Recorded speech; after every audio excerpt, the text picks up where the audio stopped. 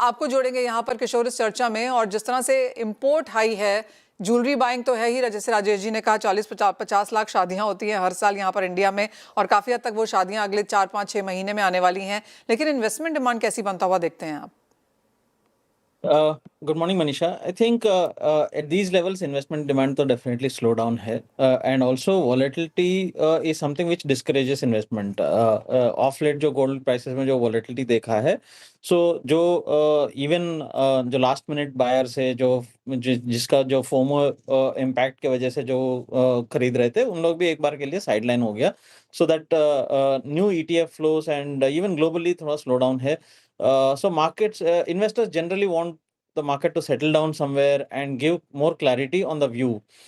So जो nervous investors है, खास करके जो पहले से लिया हुआ है, उन लोगों का profit taking is more pressurizing the market rather than actually new flows getting the support in the market. So as of now, the investment market is slightly negative in that sense when you're talking about gold.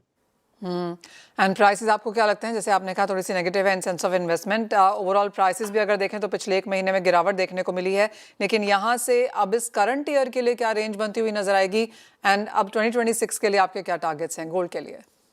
So I think 25 and तक तो probably हम लोग जो maintain कर रहे थे 3800 3850 on the lower end and 4200 on the higher end. So this $350-400 का जो रेंज है, it's a 10% range, 8 to 10% range आप पकड़ के चलिए. This is where it's getting stuck. My anticipation is probably it will take 2 quarters for the market to go beyond this, which is the last quarter of 25 and maybe first quarter of 26. दो तीन trigger points है. One is that कि globally अगर थोड़ा realignment of tariffs वगैरह, I think कहीं ना कहीं यूएस एक बैक स्टेप लेते हुए नजर आ रहा है, थोड़ा सॉफ्टन होते नजर आ रहे हैं एंड इन्फ्लेशन क्रीप अप होते हुए नजर आएगा. सेकंड इज कि पॉवेल का end of term towards around May.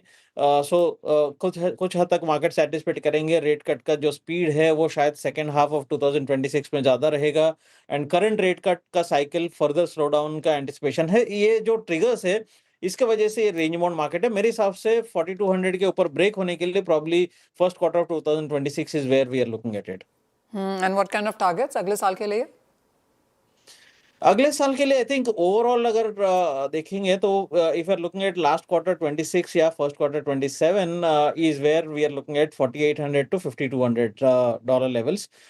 Again, given the scenario that globally inflation is going to be slightly sticky and slightly more problematic, and geopolitics is going to add to the investor buying, central bank buying continue रहेगा. अगर market stabilize हो जाता है anywhere close to 3800, you will get renewed interest from the central banks and that's going to support. And जो ETF flows restore हो जाएंगे somewhere in the middle of 2026. चांदी कैसे देखते हैं आप? क्योंकि आज $50 के नीचे कारोबार कर रही है, 54.5 का ऑल टाइम हाई है. यहाँ पर भी ये साल कैसे खत्म होगा और अगले साल के एंड तक क्या लेवल्स देखने को मिल सकते हैं? आई थिंक सिल्वर का जो रेंज है स्लाइटली वाइडर रहेगा, अराउंड 15 to 18% वाइडर रेंज रहेगा. आपको डाउन साइड में $42-43 एंड अप साइड में $54. I think we are still slightly higher on the range. We are not in the middle of that range. जहाँ पे gold we are in the middle of that range, 4200 3800 का middle में है. कि यहाँ पे I think average आपका range अगर अगले 2-3 महीने के लिए जो रहेगा 48 इज योर एवरेज प्राइस. ऊपर में आपको 52 एंड नीचे में 44 43 के आसपास है. I think this range is going to be sustaining. अगर आप लॉन्ग टर्म इन्वेस्टर है, आप एक्यूमुलेट करना चाहता है, तो it's a kind of an SIP kind of things. आप डाउन साइड में एक्यूमुलेट करते जाइए. अगर नहीं आपको लमसम पे इन्वेस्ट करना है तो anywhere close to around $43-44 level. India में अगर 1,27,000 1,30,000 के जो आसपास अगर 15-20 हज़ार रुपए नीचे यहाँ पे मिलता है तो वहां पे आपको लॉन्ग टर्म एक्यूमुलेशन का मौका मिल सकता है.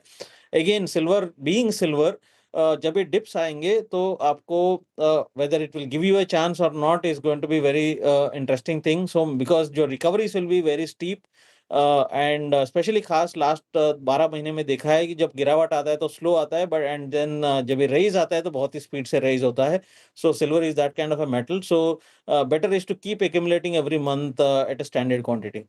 एंड यहाँ पर आपने कहा 42 54 जैसी एक रेंज यहाँ पर बनती है, but by the end of next year आपको लगता है कि हम 55 टूटता हुआ देखेंगे?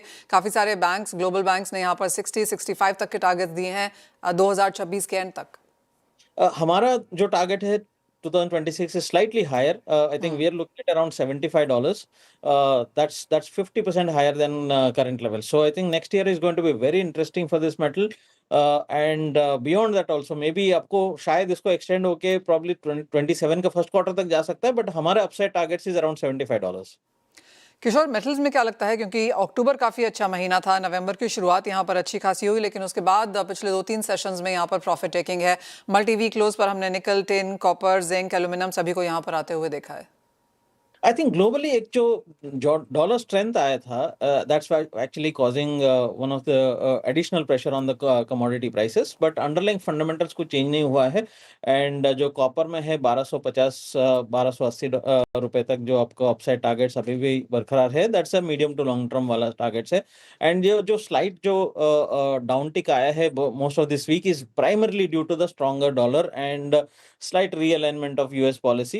मेरे हिसाब से यहाँ पे मतलब एक आध वीक्स ये वीकनेस रह सकता है, but I think copper and zinc दोनों एक्यूमुलेशन के लिए बहुत ही अच्छा मौका है। दोनों में इवन एट करंट लेवल्स और बहुत ही कम डाउनसाइड, आपको downside is less than 5% from here. And even medium term to longer term काफी अच्छा अपॉर्चुनिटी है। जिंक में अगर देखें तो 360 370 तक भी अपसाइड है। वहीं कॉपर में आपको 1200 1250 तक भी अपसाइड है।